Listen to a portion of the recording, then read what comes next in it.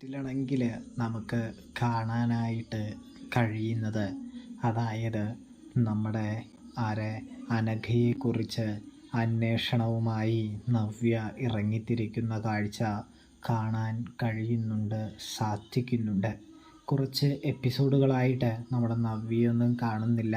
ഈ നന്ദുവും മനിയും ആദർശും നയനയും കനകയും ഗോവിന്ദനും ഒക്കെയുള്ള ചർച്ചയും കൂടാതെ ദേവയാനി അവർക്കിടയിൽ ചെറിയ അഭിപ്രായമൊക്കെ പറയുന്നതാണല്ലോ കാണാൻ കഴിയുക. ഇവിടെ നാളെ ഇപ്പോൾ നമ്മുടെ അനഘയുടെ ഡിസ്ചാർജിനെ പറ്റിയും അനഘയ്ക്ക് ഇപ്പോൾ എങ്ങനെയുണ്ടെന്നും നമ്മുടെ നവ്യ തിരക്കുകയാണ്.